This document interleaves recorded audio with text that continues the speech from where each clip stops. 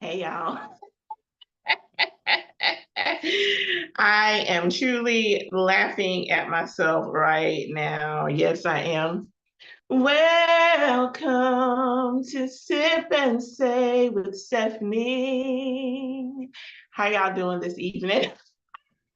I am laughing at myself, y'all. Sometimes there are just moments that happen prior to me coming on, and sometimes those moments spill over into the live broadcast. So how y'all know I love to laugh. I love to have a good time. I am enjoying life right now. And so, how y'all doing?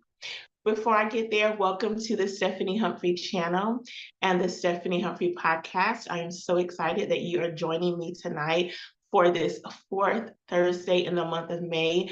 Tonight, we are going to focus on Black history, women's health awareness, and mental health awareness. And I'm excited to talk about all of these topics. You all know I really do not want to talk much about I'm the person that is in the White House right now. I do not want to talk about him or any of the foolishness that's going on. So you all, if you want that news, you're gonna have to get it somewhere else. I may talk about a few things later, but right now I'm just not going to. But the topics tonight, Black history is of the utmost importance to me. Mental health is of the utmost importance to me. And then women's health is of the utmost importance to me.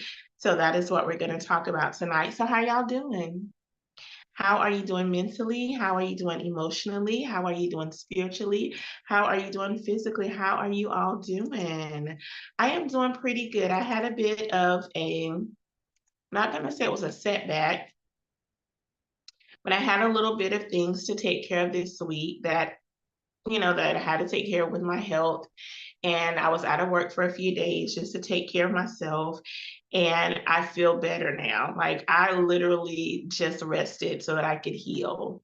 And so I'm feeling really good from my head to my shoes. So I'm feeling so good and so happy and so excited today because I feel better. I know that my healing is taking place in my body, um, and I feel good. I was up and moving today, actually went back to work today, and it felt good to get back to work. I was a little sluggish at first, but as the day progressed, I felt so much better. And so I'm excited and I'm thankful. I'm thankful that I'm just taking care of me and doing some of the things that I need to do for me.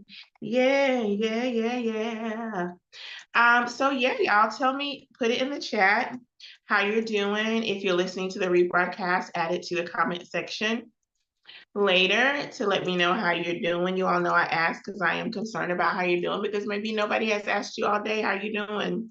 And so yeah, y'all. I'm just adding my little notes here. And also let me know what you're sipping on. Okay, don't forget. Okay, y'all go ahead and like and subscribe.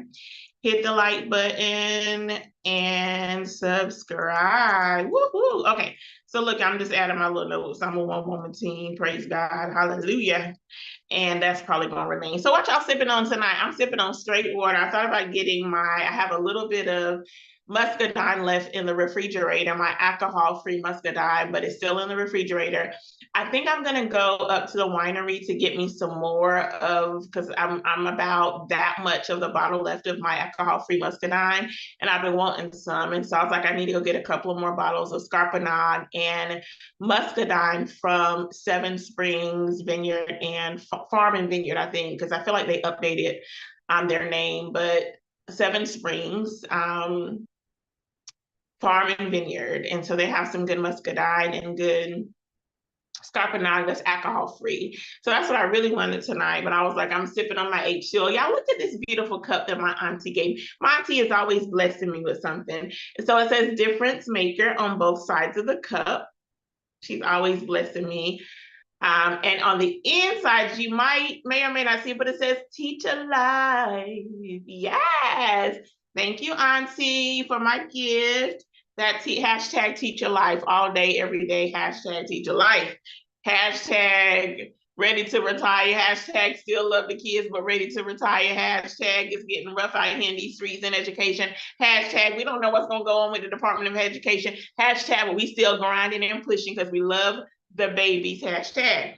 I'm sipping on straight. Can y'all see a straight H2O tonight? So that's what I'm sipping on, some water tonight. I wanted some sister tea, but I decided that I didn't need that heat tonight. And so, because it's, I might have to hit the sister tea back when around by October come, when it gets cool and I need something warm in my body, right? So I'm gonna take a sip of my water. My mom says she's sipping on water. Hey, mommy. Hey, everybody. Don't forget to go ahead and hit that like button and subscribe.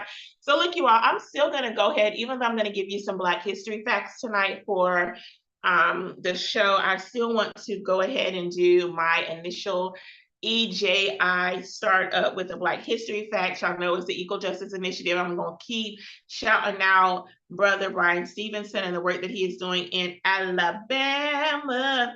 So I have his calendar in front of me. Today is May 23rd, 2025, child. I'm sorry, it's not. I pulled out my 2024 calendar for the facts because the facts are the same. But in 2025, today is the 22nd. I knew 23rd was wrong because I got a deadline tomorrow, Friday the 23rd. So today is May 22nd, 2005. But like I said, the facts are the same. So yes, so I pull out my 2024 calendar. So anyway, and it gets me mixed up about my day. Y'all just know that bloopers are a part of the real broadcast. All right. So May 22nd, 1917, at the place and time advertised in the paper, thousands of white people gathered in Memphis and lynched Eli Persons, a Black man falsely accused of murder by burning him. They burnt this Black man alive and then took pieces of his body as souvenirs. Y'all can't tell me that white folks, and I know it wasn't all of them, but white folks back in the day was some doggone barbarians. Like, who takes pieces of somebody's body for a doggone souvenir? That's barbaric. That is barbaric. I'm going to give you a few more facts that are outlined in the calendar. May 23rd, 1796, President George Washington offers a $10 reward for the capture of an enslaved Black woman named Oni Judge. I remember hearing that name, Oni Judge. I don't know any history of her, but Oni Judge. George Washington, he is claimed or named as the first president of the divided States of America, and he offers a reward. Child slave owners, yes, the founding fathers owned enslaved people, or I should say the founding fathers enslaved people. Yes, they did, treated them like property, like they were inhuman, like they were animals, very much so as it is today with some individuals. May 21st, 1961, the National Guard troops are ordered to disperse several thousand white people, threatening to set fire to First Baptist Church in Montgomery, Alabama, with Dr. King and the Freedom Riders inside. I remember that happening.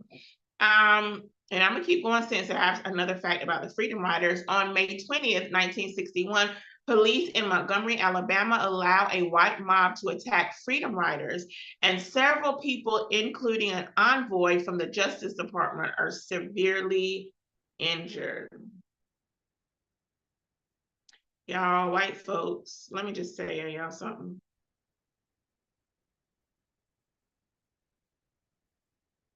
Ridiculous here. And because we are reaching up on the anniversary of the death of George Floyd, May 25th, 2020, a white Minneapolis police officer, Derek Chauvin, kills George Floyd, an unarmed Black man, by pinning his neck to the ground and choking him, sparking global protests against police brutality.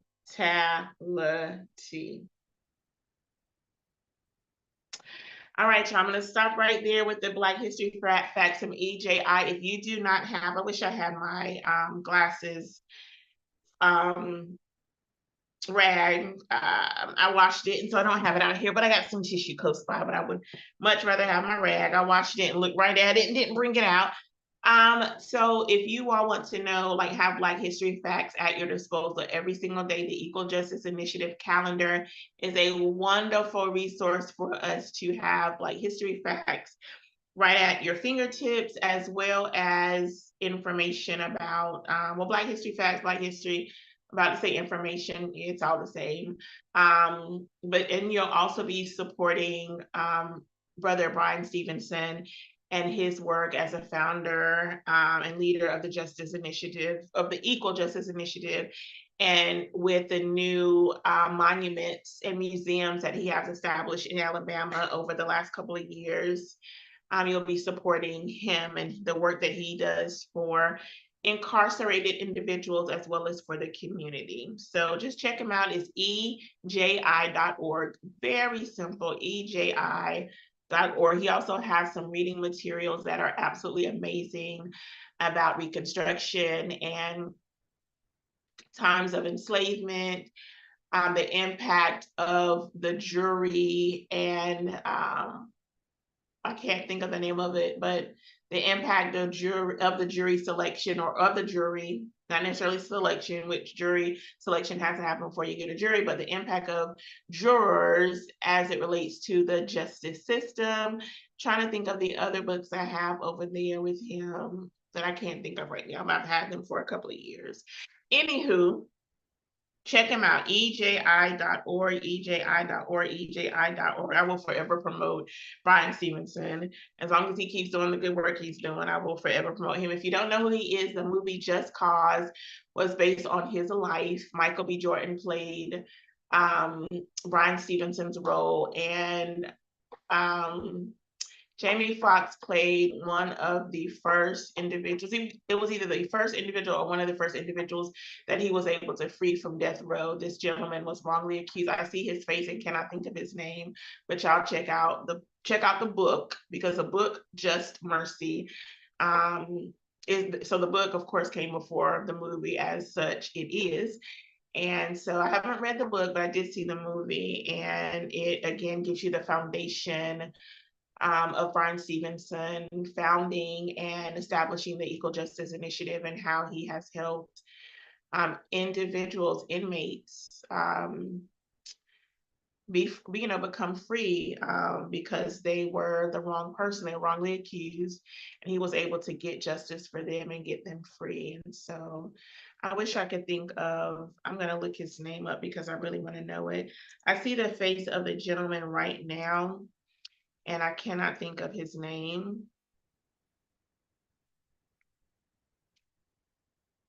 Did I say Just Cause? Y'all, if I say Just Cause, I apologize. The name of the book and the film is Just Mercy. So I apologize. Look, correcting myself in real time. It's actually Just Mercy. Just Mercy. Just Mercy. Walter McMillan. Walter McMillan was the gentleman who was accused of killing a white woman, and he was falsely accused of killing this white woman. And the interesting thing is, a viable suspect became known, but they never investigated that viable suspect because they were hell-bent that it was Mr. McMillan that killed this white woman. And again, a viable suspect who more than likely was the killer of this young woman. They did not investigate that person, which is crazy. And it's also crazy because Mr. McMillan was with his family at the time that this woman was said to have been killed. He was actually with the family, with dozens of family members. I think they were having a cookout or something, and there were witnesses to testify of that, but they were not called. From what I understand and from what I remember, they were not called to testify. Y'all, let me tell y'all something. This justice, I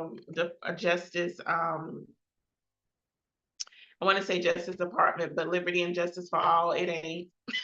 It just ain't. Okay, y'all, let me get to these Black history facts so that I can get into mental health awareness and women's health awareness. Yeah, the justice system, the injustice system. Okay, so you all, so I don't know if Uncle Darnell is on. I don't see him having said anything, but all of this information is from text messages that my Uncle Darnell sent me, and he sent me a whole slew of stuff. And so I typed everything up, but I'm not able to get to everything because it was just too much information. So slowly but surely, I'll be introducing the Black history facts and information that Uncle Darnell has been sharing with me over the last several months. So this is just a little bit of highlight. And you all, I really wanted to do this again because I'm sure you all are getting the news. Like, this is the news that I want to report on tonight, Black history straight up and down. And I'm sure you all are getting the news that's relevant to our everyday living, which Black history is relevant to our everyday living as well. But I really wanted to focus on the Black family and then Black history. But I think I might do a series in the summer. At least I'm pondering, I'm considering it, I'm mulling it over, doing a Black family series, or a series on the Black family in the month of July or August. I haven't quite decided. The idea came to mind just today. I wanted to talk about Black family tonight, but the idea of doing a series came just about an hour ago. And I actually, when I had my first radio show, Blog Talk Radio, I did a series of conversations with my family members, which was absolutely amazing. I have those videos. If I can get them on my website, I'll put them on the website on BeFreeMinistriesNC.org, so you all can hear me talking to my mom and my siblings and my uncles. My aunt came on with me. Like, there were some friends that came on as well. And it was just a wonderful conversation of just talking about the dynamics of family and the dynamics of relationships, the dynamics of friendships. It was a good series. And so I'm thinking about not necessarily bringing it back, but doing a 2025 version of that. And we'll see. See, and I laugh because I'm like, am I gonna get my family on? Because we's gonna be cutting up if I do. So anyway, stay tuned. I'll let y'all know if that's something that we're gonna do here on the Stephanie Humphrey channel during Sip and Say. I'll let you know. This first individual in Black history, I've never heard of him because I don't follow sports, but all the sports fans may know this name. His name is Myron Rolle, and he is now Dr. Myron Rolle. It was fascinating reading his story. So let me share who he is, just in case you didn't know. So Myron Rolle, at the age of 11, his brother gave him the book Gifted Hands, the Ben Carson story. Now, I've never read the book. I think, did I have that book one time? I may have checked it out from the library. I had it in my possession at one time, whether I owned it or checked it out from the library. I feel like I owned it. I may have given it to somebody. Anyway, Ben Carson's story, I did watch his story. Cuba Gooding Jr. played him, and I can't remember who played his mom and his wife, but I knew about Ben Carson and the work that he did at John Hopkins. Yes, think Johns Hopkins. Okay, yes, get my enunciation correct. And so Byron's brother gave him a copy of the book. He read the book, and it really encouraged, it left an impact on Dr. Myron, so much so that he decided, I'm going to be, and so not only did Dr. Ben Carson impact Dr. Myron Rolle, but also Deion Sanders impacted Dr. Myron Rolle. So he wrote down in his notebook, when I grow up, 1, I'm going to be an NFL player, and 2, I'm going to become a neurosurgeon. And he did just that. And so he got the book, it made an impact on him. And just in case you all didn't know, Ben Carson, I know we know him as a housing and urban development director or leader, secretary, whatever their title was under Hood, under the first administration. Y'all understand. But he was the youngest chief. Dr. Carson was the youngest chief of pediatric neurosurgery in the United States at the Johns Hopkins Children's Center in Baltimore, okay? And this is what Dr. Myron Rolle said about Dr. Carson. He said, Dr. Carson's story let me get my life together right here. Let me slow down and get my life together. Dr. Carson's story stuck with me because not only was he very intelligent, but he was also a Christian like I am. And it's so interesting because if you ever read Dr. Carson's book, Gifted Hands, or you read his story in the book, or either watch the movie about his story, you will see that he was put in remediation classes because he was not considered very bright. You will also learn, if you didn't know, that his mother was, I can't remember what grade level she stopped at, but she only had a certain grade level, but she made her two sons, Dr. Kyrstin and his brother, read books and give her a book report. I can't remember if it was every night or once a week. Let me see if I have it. I don't remember, but she made her sons read books and give her book reports, even though she wasn't able to read the book reports in a, she might didn't understand all of the wordings that was put in the book reports. I just want to be gentle because, you know, she had a certain grade level, but she wanted better for her children. And so another quote by Dr. Myron, who we're talking about tonight, he said he had parents who focused on education. His mother made him and his brother. Okay, so this is what he said. This is what Dr. Myron said about Dr. Kyrstin. He had parents who focused on education. His mother made him and his brother read all the time. She was not well educated herself, but was very committed to his intellectual development, just like my parents were. He also had a bit of a temper growing up. He got into some fights and got in trouble in school. And I saw so many parallels of his story. I was like, man, this guy sounds a lot like me. Representation matters. This is just another example that representation matters. Here it is, this Black male doctor, Dr. Ben Kyrstin, neurosurgeon, and he was a troublemaker. Again, in remedial classes, and Dr. Myron saw himself in Dr. Kyrstin's story and was like, he was like me, but he's a neurosurgeon now. If he did it, I can do it too. Again, representation matters. If we can see it, we can believe it and dream it, you know? And so Dr. Myron followed that example, and again, he became an NFL player and a neurosurgeon. So when he was in high school, when Dr. Myron was in high school, he actually had 83 football scholarship offers. I said 83 football scholarship offers, 83 football scholarship offers. And Dr. Myron chose to go to Florida State. He went on to play for the Tennessee Titans and the Pittsburgh Steelers. Go Steelers. I'm not a big fan, but I have family that's a fan, so go Steelers.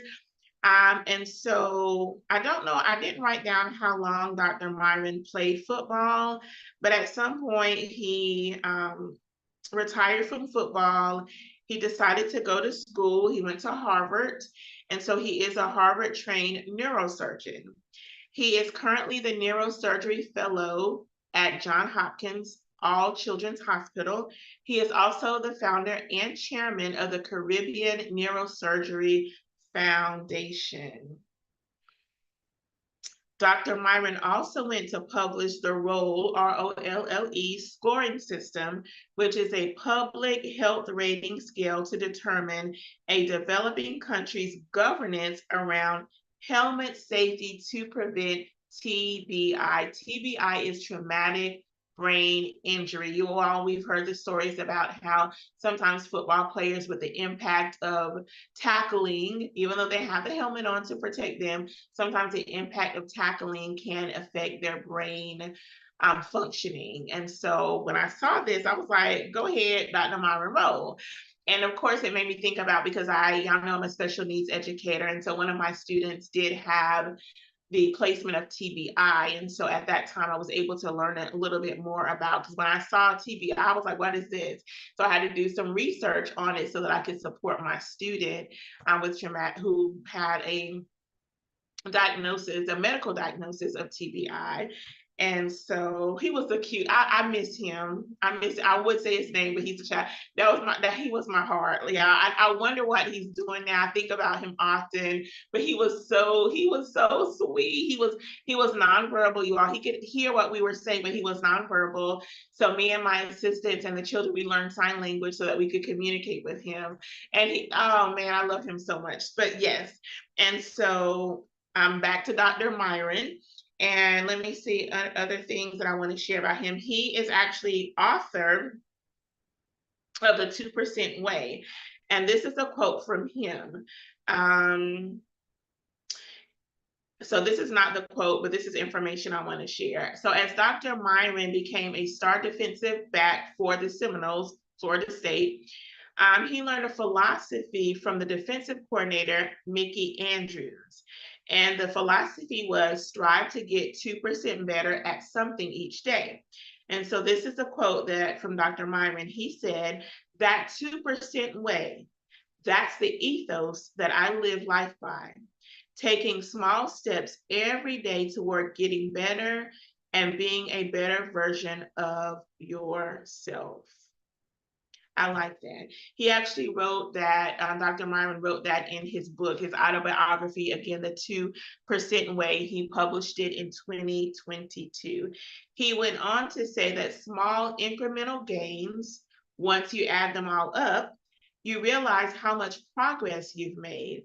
It also feels like you won the day if you're not just able to get a little, it also feels like you won the day if you're just able to get a little bit better. I love that, you all, so much, because I've been thinking about my exercising, and I know I need to start exercising so I can have a healthier body and hopefully live a little bit longer. And so as I was healing yesterday, I was sitting on my recliner thinking about, okay, Stephanie, how are we going to start this thing? How are we going to start back exercising? And how are we going to be consistent? So I love dancing and I love jump roping. So I was like, okay, 15 minutes. Let's just focus on 15 minutes a day of doing one or the other, or alternating between the two, every other day. And so I need to get a rubber mat, though, for my jump roping so I can have some shock absorbency as I'm jumping and protect my body and my knees and such. And so I need to look into doing that. But 15 minutes of movement each day, I want to start there and then eventually get to my 30 minutes each day.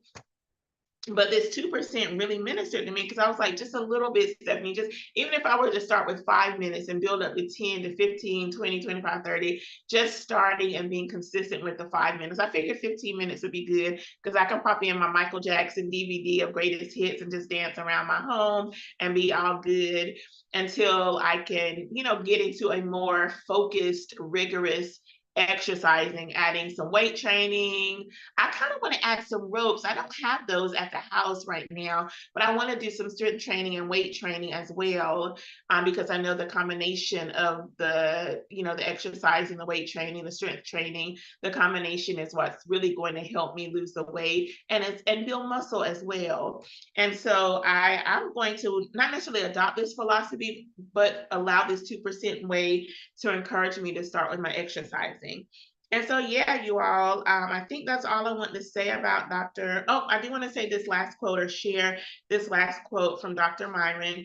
He says, football has not only taught me to frame life that way, as he's talking about the 2% philosophy, football has not only taught me to frame life that way, but it also taught me some of the fundamental pillars of being successful as a physician, as a father, as a husband, as a community leader.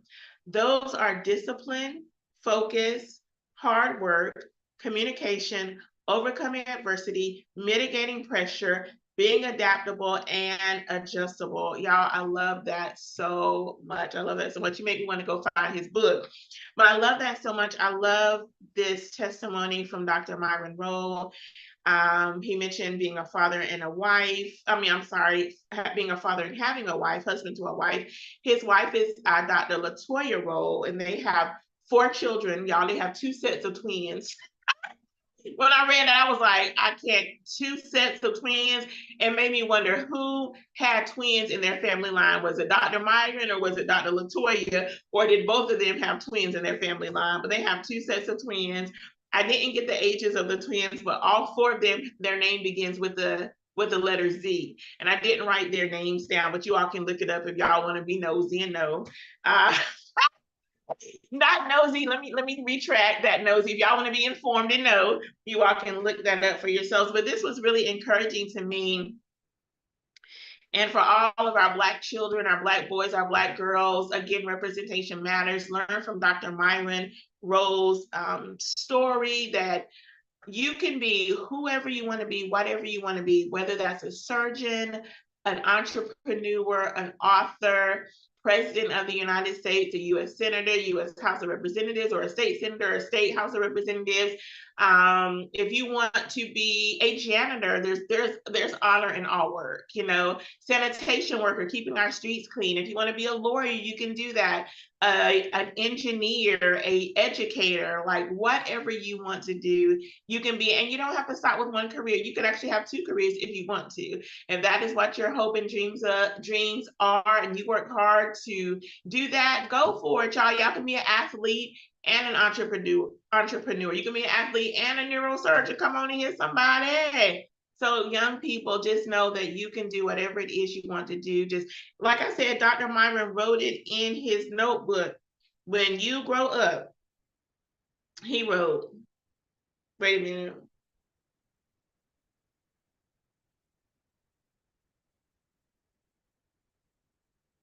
So it was, yes, okay. So he wrote in his notebook, I was reading all the other things, how Dr. Kyrstin inspired him and Deion Sanders inspired him. And so he wrote this in his book: when you grow up, number one, play football in the NFL, and two, become a neurosurgeon. He wrote down his goals and he set forth to do it. I'm pretty sure that he set some objectives within those goals that he established for himself. These are my objectives. You know, I got to play football. So I don't know if he started in, if they had like a rec team that he started when he was younger. He played in middle school. We know he played in high school. And so he started to begin. So he started to build those skills. And I don't know what got him to the neurosurgery. That part I don't know. It's probably in his book.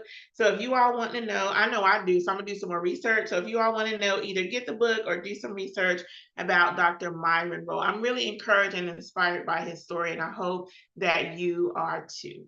All right, let's get down to Miss Charlette DeGuston. I know I'm saying her name wrong, and Miss Charlette, if I'm saying your name wrong, your last name wrong, I sincerely apologize. It is N'_Guesssan. She is not South African. She's from Ghana. She is from, y'all, this young lady co-founded the BACE API. You know what, y'all? I didn't even look to see what the BACE, I know what it does based on my research, but I didn't even look it up to see what it stands for.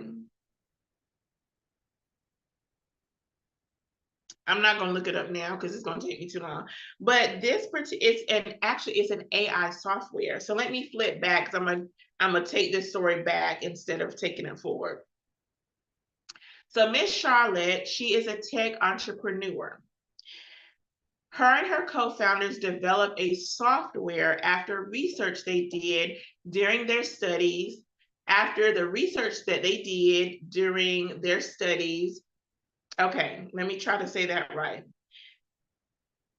During their studies, they researched, okay, let me just read. I was trying not to read it word for word, but her and her co-founders developed the software after research they did during their studies revealed that Ghana's banks have a significant problem with identity fraud and cyber crime. So this information is coming from the africaprize.raeng.org.uk, okay? So that's where the information is coming from. So they did some research about the significant problem with identity fraud and cybercrime in Ghana.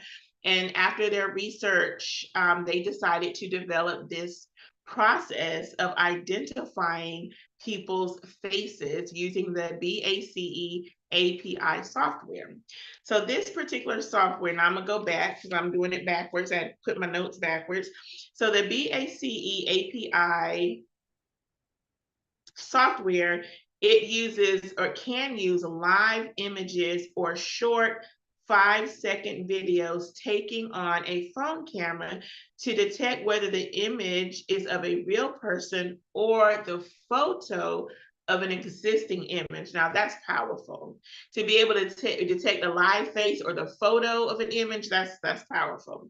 So it takes that image and then it matches the picture or short video to either a pre-saved reference photo or the person's government issued identity documents. It is noted that this process is safe and efficient. It is noted that the research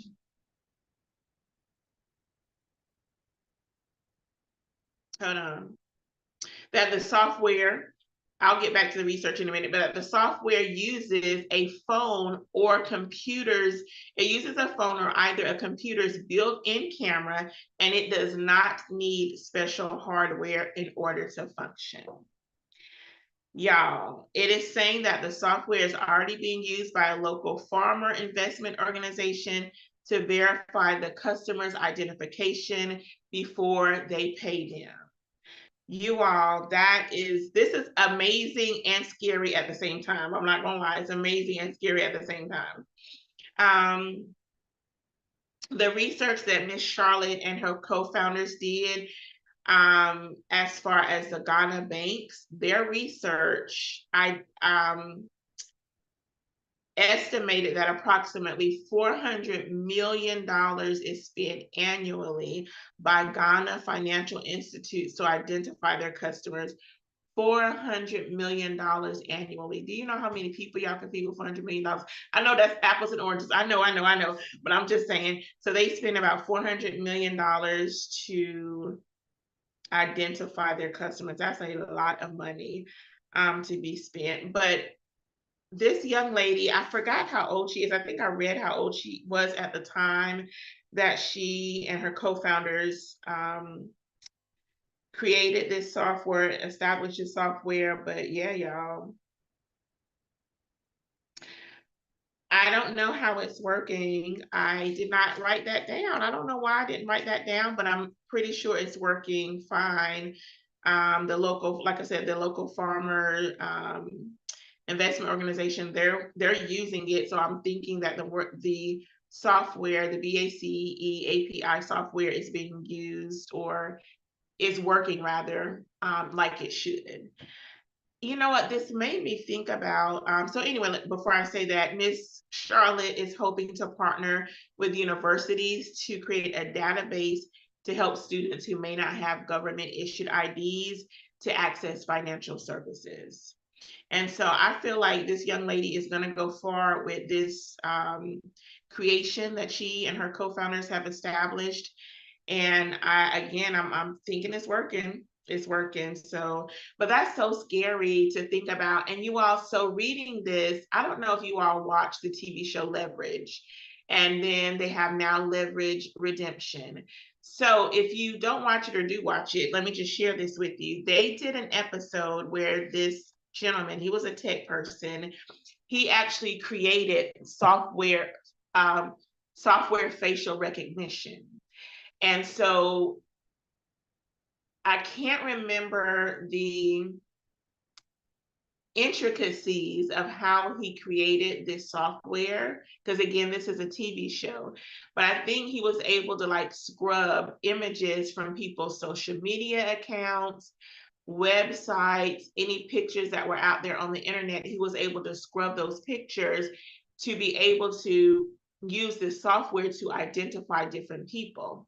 And so this particular episode of Leverage Redemption, it opens up with this woman, her and her child, I think they're like leaving the grocery store, and she's getting her child in the car. She gets in the car and her estranged husband comes up to her like at the window, like, "I found you." And so apparently he was an abusive husband, and she got away from him. And so the Leverage team, they were, protecting her identity. But then with this facial recognition software that was found, it allowed this man, who actually was a police officer in the TV show, to find his wife. And so it's interesting that the man in the TV show, just still talking about the TV show, the man who created this software for the show, or on the show, he scrubbed his face off the internet so that it wouldn't recognize him but he wanted it to recognize other people. And I don't remember the criteria that he used in order for people to be recognized, but y'all, it was so scary. Y'all, it's that episode, it uses AI, of course, as a part of the software that he created, but it is so scary how, and y'all, and I know our faces are out there. Like when we go to the ATM, grocery store, like there's cameras. People have cameras on their houses, cameras are everywhere. Our faces are out there for all the free world to see anyway. So facial recognition is happening regardless of if we want it to or not. But having a software specific for that is both good, I guess, for financial institutes, but really scary to me as well. And I would need to do some more research about safety measures, security measures, and the like. So what do y'all think about that? Like, y'all add your thoughts to the chat, add your thoughts to the rebroadcast if you're listening later. I have to say I'm proud of this young lady for having the intelligence and the desire to do research about the identity fraud and cybercrime in her country and actually doing something about it. She just didn't do the research and found a problem, but she actually presented a solution to the problem, something that we could all learn. If there's y'all don't know how many times I hear people say somebody need to do something about that. Somebody need to do something about them. Somebody need to do something about them. Well, if God put it on your heart that something needs to be done, maybe you are the solution that needs to come up, or you are the person that needs to come up with the solution to do something about that. You are the solution.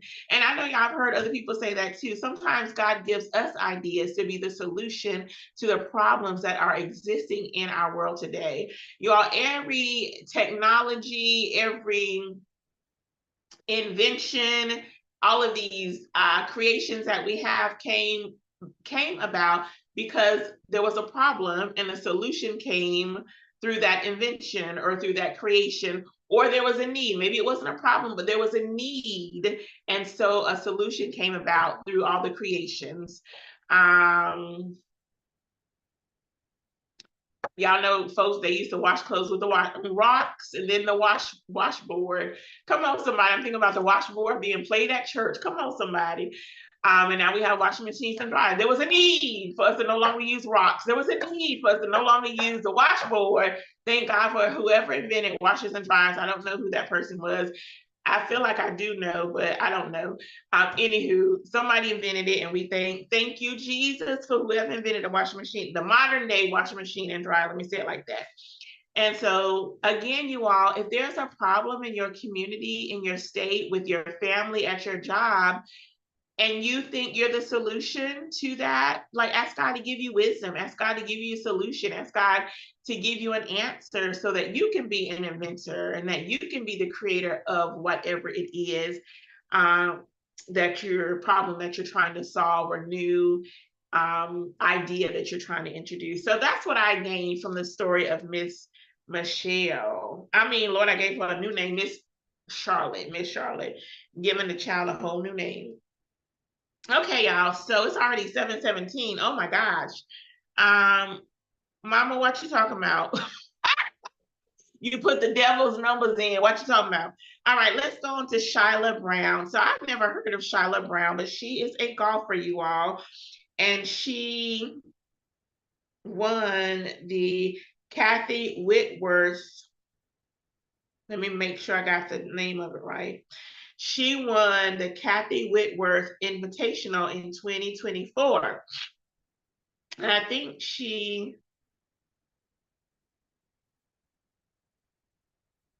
I don't know if she was the youngest person to do it or the first and only African American to do it. So y'all gonna have to figure out that one out for yourself. So I didn't write that down. But anyway, Miss Shyla Brown, her dad, David, purchased her a set of golf clubs when Shyla was 7 years old. She fell in love with golf. And this is what she said. She said, I like how meticulous it is. I don't think anyone can master one skill set in a short period of time. I like how much a short period of time. I like how much thought and challenge each particular skill set of golf has. I love that. I love that. So again, she won the 2024 Kathy Whitworth Invitational. Shyla was also named to the first ever United States National Junior Team by the USGA. She is, let me make sure I got it. She was actually the only African American on the junior squad last year, the United States national junior team. She was the only African American on the team last season. Okay. She was also chosen to be a member of the team for this year. And she, of course, is excited for what she's going to learn and experience, as she continues to be on the U.S. national junior team. This is a quote from Ms. Shyla Brown. The amount of resources that they provide us with is incredible. I've never imagined something like that being developed in such a short period of time. And she's saying that because this particular national junior team is a part of the United States National Development Program, which was actually launched in 2023. And then the U.S. national junior team was created in 2024. So that's what she's talking about with a short period of time. So I've never imagined something like that being developed in such a short period of time. And for me to be on the first one is such a blessing. And it's such a stepping stone that's going to be taken in my game. It's already made a huge improvement on and off the course. Excuse me, it's already made huge improvements with an S on and off the course. I think that's going to continue to be a huge part of my golf career. I love that. And she's the only Black player involved with the national team so far. So what a great testimony to other young boys and girls who might want to play golf. They can see Miss Shyla Brown and like, Miss Shyla did it and I can do it too. And so I'm really proud of her and thankful for the opportunities that have opened up for her to be a leader in golf, because I think she's going to go far. I think she's ranked number 26 in the Junior Golf Association. If I'm not mistaken, she ranks number 26. I don't know out of how many, but she's number 26. As far as winning the Kathy Whitmore, this is what Ms. Shyla said. Winning the Kathy Whitmore last year, I think that was a huge step in my career. It kind of got me on the U.S. national junior team. It was one of the biggest invitationals that I have ever won. It's the best that I feel I have performed under pressure. She went on to say that she is grateful for all these opportunities that have been granted to me. So let me say it how she said it. I am really grateful for all these opportunities that have been granted to me. I know that I've earned these, and I'm glad to be an example to others and young juniors in this game. I'm thankful to be on a platform that big so I can grow my name to help bring other juniors aspiring to be like me and other players on the team. A lot of people have brought me to this point in my life, old and young. I think giving back is a huge part of that. Whatever I can do to give back to the younger generation, even though she's young herself, but whatever I can do to give back to the younger generation and to get them interested in golf, whether it be through the U.S. national program or my social media or whatever else, I'm super grateful and honored to have that opportunity. You all, she just touched my heart. She just blessed me. Her gratefulness, her humility, her desire to be an example to other young people who may want to golf or who see like golf, like what is that? But they see her doing it and like, I can do it too. Representation matters, y'all. And so if you want to know more about Miss Shyla, golfer, just look her up. She is doing some great work. I'm excited to see how her game will continue to improve and how she will advance the game and just be an amazing golfer that will continue to make historical strides for herself, for her community, for her family, and for the Black community in specifically. So yeah, y'all, I love me some Black history. Come on, somebody. All right, y'all. I think I'm going to give us one more Black history fact because I realize my time is waning.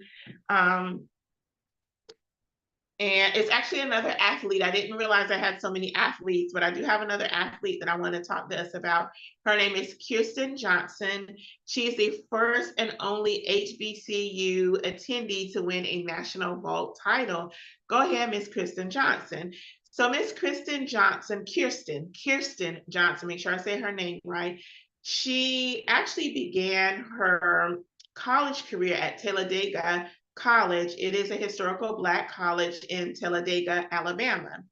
It was there that she won a national vault title at the U.S. gymnastics competition with a 9.87 score, you all. Come on in here, somebody. She made history at Talladega when she became the first student gymnast to commit to the program, also making her the first HBCU gymnast in Alabama. Yes. Unfortunately, you all, the program did shut down in July of 2024 due to a lack of resources. So Ms. Kyrstin had to decide what she wanted to do moving forward. She wanted to continue her career as a gymnast, so she did transfer to Temple so that she could continue her career as a gymnast. I also want to note, and I do remember seeing her floor routine, but I do want to note on January 5th, she posted her floor routine on social media. She actually did she did a tribute to her personality and to the HBCU culture and roots. She used a variety of songs. I know um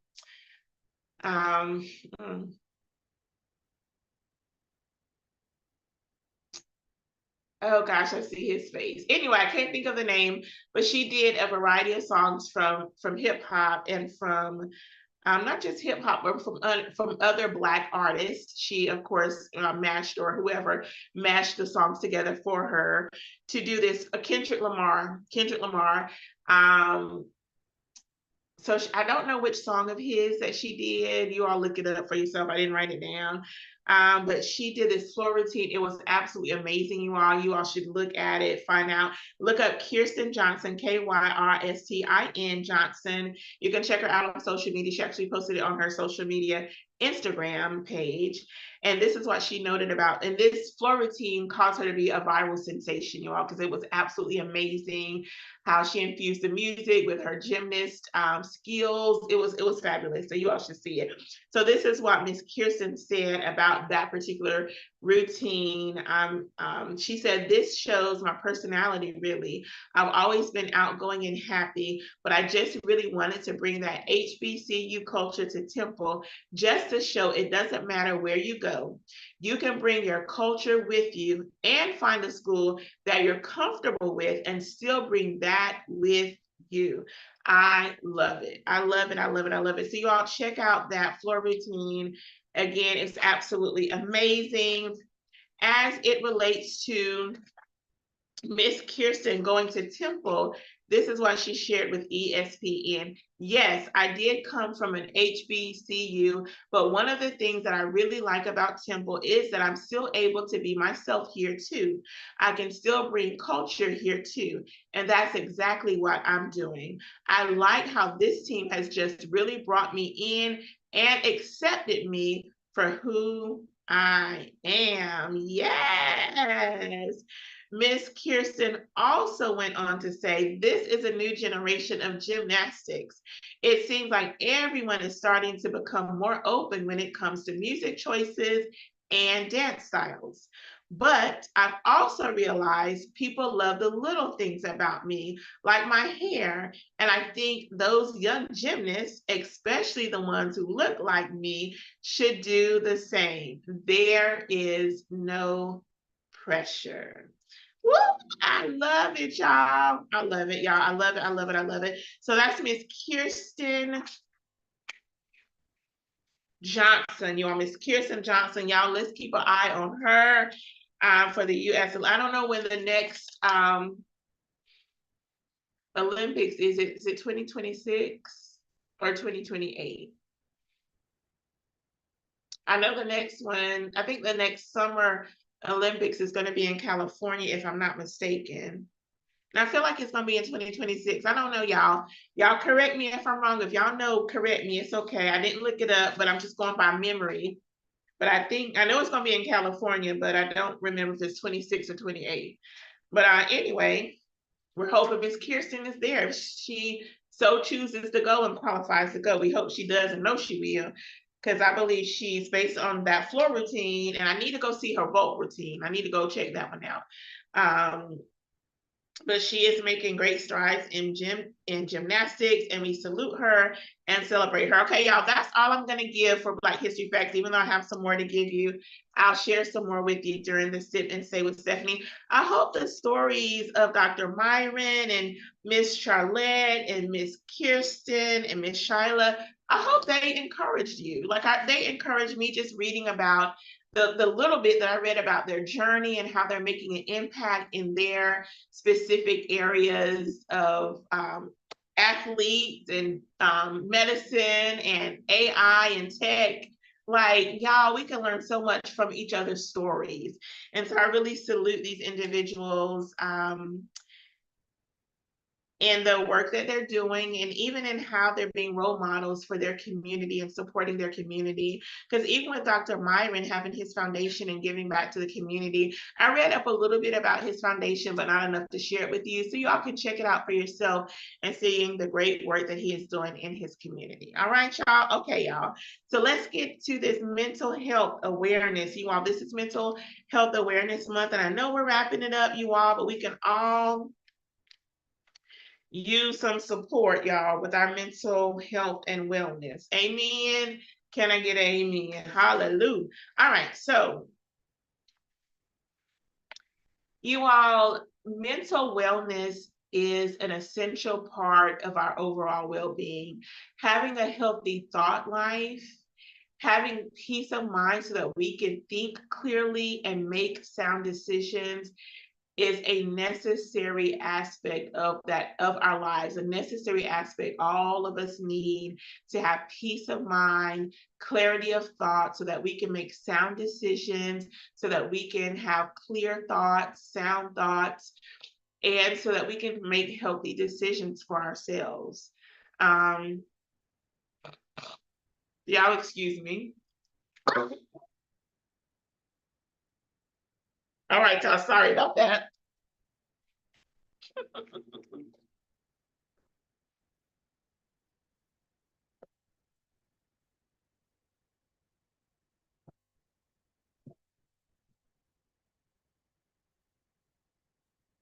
Oh my God, it's part of the process, y'all, part of the healing process.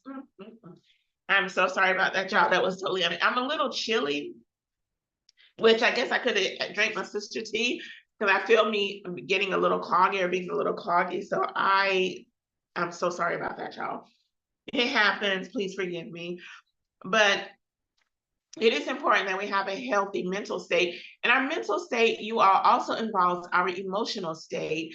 Like our emotions can sometimes,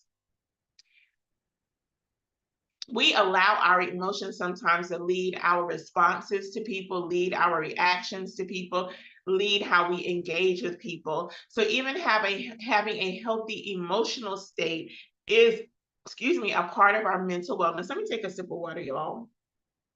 I'm having all kinds of things happening right now.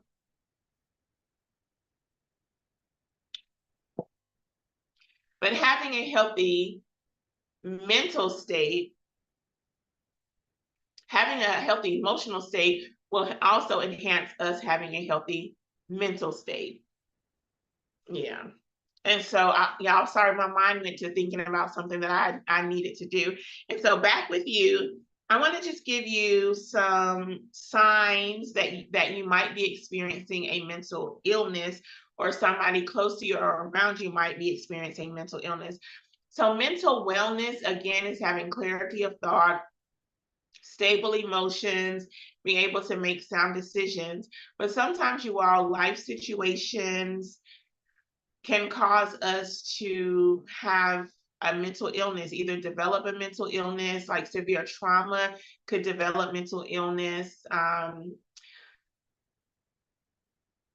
Abuse can develop mental illness.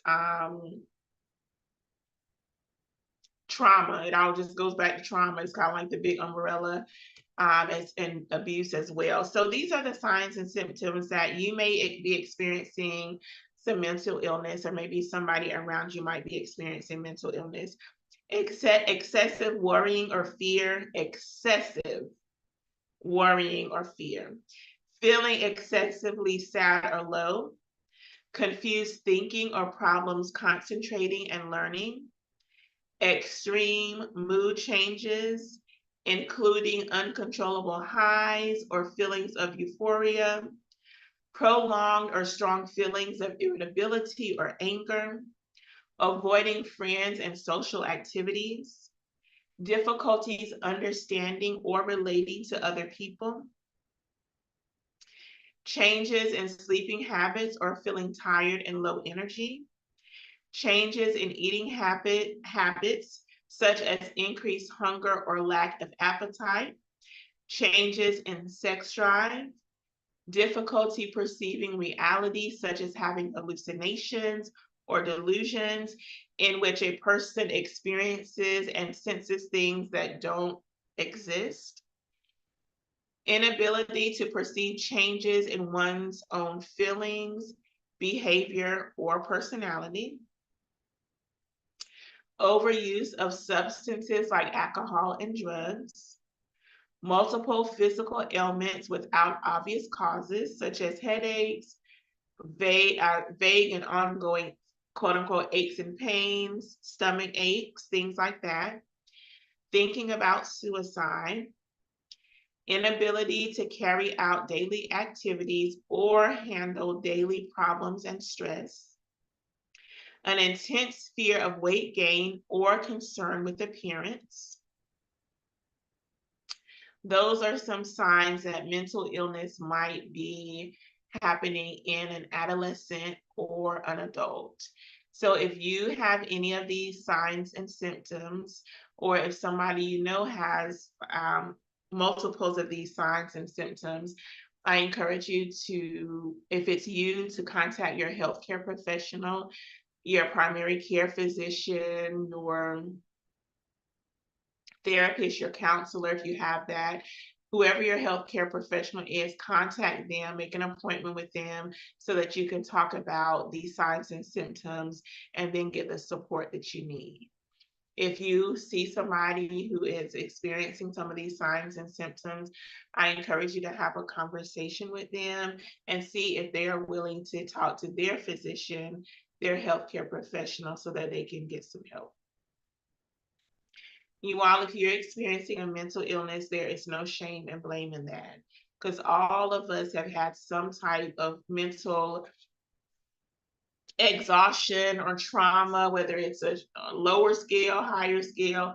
All of us have experienced some type of trauma, some type of situations that would cause us to maybe experience some of these signs and symptoms, even if for a short time. I know death of a loved one, especially unexpected, can bring about some signs and symptoms of mental illness. Sicknesses, especially like a cancer diagnosis or another illness that is incurable, and then having to go through the process of treatments, concerning that illness, that could take you into a place of trauma or mental illness. And so, again, if you're, so different situations of life, and you all, just because you are experiencing some of these doesn't necessarily mean you have a mental illness. That's why it's important for you to talk to your healthcare professional to determine if this is a temporary thing, because I did just lose my spouse or my child or another loved one, or is this a temporary thing because I just did get my cancer diagnosis like 3 months ago and I'm just experiencing some of these. It could be that, it could be like temporary, but it could be temporary, at that moment temporary, but it could have lasting effects if you don't talk to your healthcare provider. And so I encourage you to do that if you're experiencing any of these symptoms. And again, if you know somebody who is, have a conversation with them, let them know that you love them, that you support them, that you're not judging them in any way, but that you are concerned about their health and well-being, and even offer to go to their doctor's appointment with them to support them if they're, open for that. All right. So for children, for younger children, these are some signs and symptoms that a mental illness might be happening with younger children. If there's a change in their school performance, if they have excessive worry or anxiety, for instance, they're fighting to avoid going to school or going to bed, if they have hyperactive behavior, frequent nightmares, frequent disobedience or aggression, frequent temper tantrums, those might be signs that your child might be experiencing mental illness. And again, if you see those signs and symptoms in your child or another child in your family or your community, if you're a teacher and you see these signs and symptoms, talk to the parents so that they could hopefully talk to their child's pediatrician or their other, doctor so that they can get the help that they need. And again, if you're experiencing this, please, you all reach out and get the help that you need.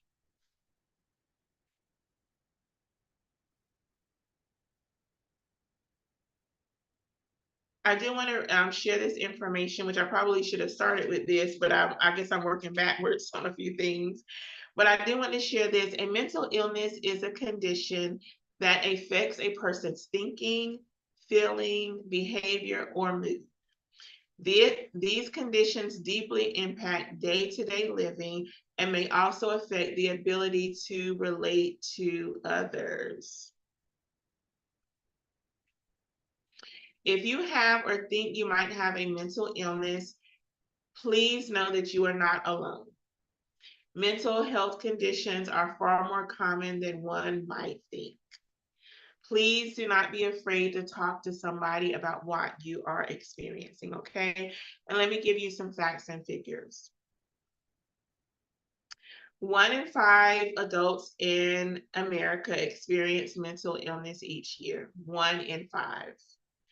1 in 20 US adults experience serious mental illness each year. 1 in 6 US youth aged 6 to 17 experience a mental health disorder each year. 50% of all lifetime mental illness begins by age 14, and 75% of lifetime mental illness begins by age 24. Those are some staggering numbers, you all. So again, know that you're not alone. I do want it noted also that a mental health condition isn't the result of one event. Research suggests multiple linking causes such as environment, lifestyle, genetics, a stressful job or home life can make some people susceptible to a mental illness and traumatic experiences, as I've already mentioned.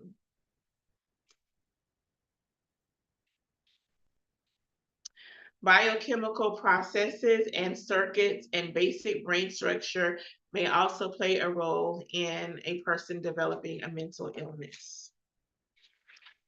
You all, some of the mental illnesses, I do have a list here. My time is so short. I do have a list here that I am going to just share with you, and you can look these up for yourself. There are definitions here, but I'll just give you a few that you can look up for yourself. Anxiety disorders. Everyone can, I do want to share this, everyone can experience anxiety, but when symptoms are overwhelming and constant, often impacting everyday life, it might be an anxiety disorder. There's attention deficit hyperactivity disorder, ADHD, bipolar disorder, borderline personality disorder, depression, dissociative disorder, eating disorders, obsessive compulsive disorder, post-traumatic stress disorder, psychosis, schizoaffective disorder, and schizophrenia. All of those are specific types of mental illnesses. I will put the link in the chat because I think I have the link in the chat. I mean, I don't have the link in the chat right now, but I will put the link in the description later. All of this comes from the NAMI.org. NAMI stands for the national, I can't remember what the A is, but the MI is mental illness. I think it's the National Association of Mental Illness, if I'm not mistaken, but I check out their website often to get information, just to stay informed about mental illness and just to stay informed. And also I connected with an NAMI representative in my state that I'm hoping to bring to my Be Well connection to talk to us about mental health. And so we connected, and we're hoping to get together soon as I'm planning out some classes, well education classes for us to take so that we can have a healthy being emotionally, mentally, spiritually, physically, and socially. And so I'm excited to connect with her and the organization locally so that we can support each other with our mental health and our emotional health. All right, y'all. Let me see if I want to share anything else. Excuse me.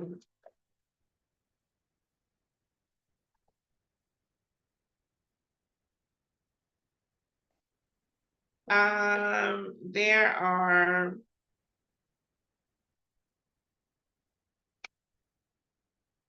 so I'm not going to go into the treatment part of this because different treatments are available, and your healthcare professional will be able to talk with you about the treatments that are best for you based on whatever mental illness you might be experiencing. They can discuss that more with you, but there are treatment options that are available to support those who may be experiencing a mental health crisis or may be experiencing mental illness.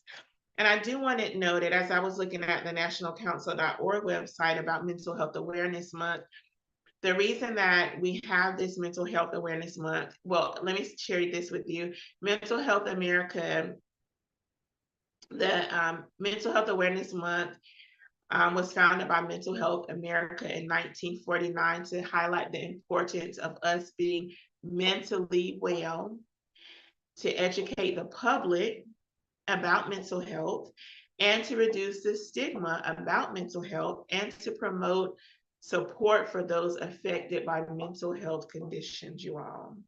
By normalizing the conversations around mental health, it nurtures a more compassionate society where individuals feel empowered to seek help, leading to improved mental well-being. You all, we all need healthy mental well-being. If you are experiencing a mental health crisis, if you think you're experiencing any signs and symptoms of mental illness, there is no shame in that, you all. There is no shame. Please get the help that you need, okay? I also want to note this from the nationalcouncil.org website, that the key objectives for this being Mental Health Awareness Month, and May is Mental Health Awareness Month every year, is educating the public around, educating the public about mental health conditions and their impact, reducing stigma by encouraging open conversations about mental health, about mental illness, and fostering acceptance if somebody is going through a mental health crisis or a mental illness or experiencing these signs and symptoms, accepting that person right where they are, and then helping them get the help that they need so that they can be better for themselves, and then, for their family, and, whoever else they engage with, like their community, their family, friends, and such. Mental health awareness, an objective, is also to highlight the importance of early intervention and access to treatment. It's about sharing. Mental Health Awareness Month is about sharing available mental health resources, including crisis services and support groups. And y'all, I have a whole list, a whole slew of mental health resources, you all. Let me make a note so that I can put them in the description, or I might put them on the Be Well Connection website and then have you link to the website. But I have a whole slew of mental health resources including NAMI, including SAMHSA, SAMSHA, the Substance Abuse and Mental Health Association. So I'm going to put these resources or make these resources available to you. I'm making a note so I won't forget. So Mental Health Awareness Month is also about building solidarity and reducing isolation for those who may be experiencing mental health challenges, to advocate for improved mental health policies, to increase funding and better access to care, and also to promote mental well-being and self-care practices for our overall health. You all, this is so important. You all, I have some additional statistics that's in my room, but as I was looking at this, it made me think, I have this whole big poster about mental illness. And in the state of North Carolina, I can't remember, I don't want to give you a false information, but when I was looking at the, as it was talking about access to mental health services, I was looking at this map that was created by the North Carolina Council of Churches, and in the state of North Carolina, it had the map where there are mental health services available. You all, I was floored because there are not a lot of mental health services available in my state of North Carolina. I am going to write down so I can show you that. It might be during Bible study on the first Thursday in June, but I'm still going to show it to you. To show you that map, because and y'all, to show you the map about mental health services, and it also had some additional statistics on that as well. I don't know if I'll show it to you because it's probably copyrighted material, but I'll share the information with you. Okay, and I'm making a note for myself. Y'all, being healthy mentally, every single person on the face of the planet, from the infant on to the oldest person in the world, we all need to have a healthy mental state. So do whatever you need to do to be healthy in your mental state. No is a complete sentence. If you need to set boundaries for your family and your friends, your co-workers, your community, so that you can stay healthy mentally, do what you need to do to stay healthy mentally. I practice mindfulness. I don't practice yoga as much as I did at one time, but I'm getting back into my yoga practices. That is one resource that I use to stay healthy mentally. And all of you are invited to the mindfulness classes that I lead. It's on Sundays at 6:30 p.m. I lead a mindfulness practice, 15 minutes of mindfulness meditation. You all join us. It's on BeWellConnection.org's website. I'll put the link in the resource page. Not in the resource page, but in the description. So you have that. Having a healthy mental state is so important to me, and I hope it becomes important to you as well. As I'm wrapping up tonight's episode, I just want to share that this is also Women's Health Awareness Month. I'll also add some links to the description, or either I'll add a link to my website, so that'll lead to all of these links that I have at my disposal. Thank you, Jesus, for access to resources and the ability to share resources. And so you women, y'all, we got to take care of ourselves. We have to make sure that we get our regular checkups, our annual physicals, our mammograms, our pap smears, everything that we need to do as a woman. Get your regular checkup, your yearly well woman exam, get it. Talk to your healthcare professional about any concerns that you have about your body, from the rooter to the tutor. Get active, eat a healthy and balanced diet, prioritize your mental health, and learn how to cope with stress. Practice healthy behaviors, because daily decisions influence our overall health, you all. Sometimes you might have to tell your spouse no for just a moment. Give me about 15 minutes or 30 minutes to just be by myself, and I'll get back with you. Sometimes you might have to tell your children, no, give me 15 minutes, 30 minutes to get myself together, to be by myself, so that I can be healthy, you all. So do what you need to do, even as a wife, as a mother, as a woman. Just do what you need to do to be healthy, you all, okay? Make health your priority. So for the 2025 theme for women's health, whole health, prevention, care, and well-being, you all, I am so thankful and blessed and honored to have a healthy mental state and to be healthy in my physical body. I claim that health and then being healthy every single day. And so again, I will put this information either in the description or on my Be Well Connection website. So women, let's take care of ourselves, y'all. If you look, y'all, I'm gonna say this. Don't y'all be mad at me saying this, but I'm gonna say it. I am not an advocate for premarital sex, but if you're going to have sex without being married, make sure that you make that man, I'm talking to the women, make that man wear a condom. I don't care if you are on birth control, make him wear a condom, because not only do condoms help to prevent pregnancy, but it also helps to prevent sexually transmitted diseases. If there are children in the room, get them out of the room right now, because I'm about to go where I'm going to go, because this is Sip and Say with Stephanie and I say what I want to say. If he is sticking his penis in your vagina without protection, then he is sticking his penis in other vaginas without protection. Sexually transmitted diseases are not talked about as much as they used to be talked about when I was younger, but they are still real. So make him wear some protection if you are having sex. Make him wear protection. Again, I'm not an advocate for premarital sex. Save yourself to marriage. But if you can't save yourself, make him wear protection. I'm just saying, y'all, because again, sexually transmitted diseases are real and pregnancy is real as well. That's my public service announcement. Praise God, from whom our blessings. So abstinence is the best prevention. Let's just be clear. Abstinence is the best prevention from sexually transmitted diseases and pregnancy. But if you're not saved, or if you are saved, but you out there, just protect. All I'm saying is protect yourself. Protect yourself. Abstain. But if you can't abstain, protect yourself. Y'all, I mean that with y'all. I mean it. I mean it with everything within me. If he cannot wear a condom, do not have sex with him. I don't care how bad your loins are burning. I understand. I know. But make him wear some protection. If he don't have none, tell him to take his hot hind parts to the store, get some protection so that he can. Now, y'all, I know that condoms are not 100%. I know they can break. They just did. If he didn't put the condom on right, he didn't hold it tip. Like, I understand sometimes they break, things happen, but at least you're gonna start off. We're gonna protect you and me. We're gonna be protected.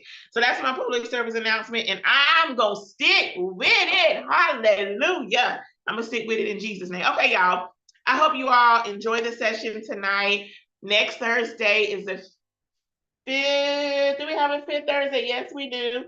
Next Thursday is the 29th. I normally rest on 5th Thursdays, so I'll probably be resting on next 5th Thursday. So I'll see you back in June, first Thursday in June, with Bible study after I done told y'all about the sex.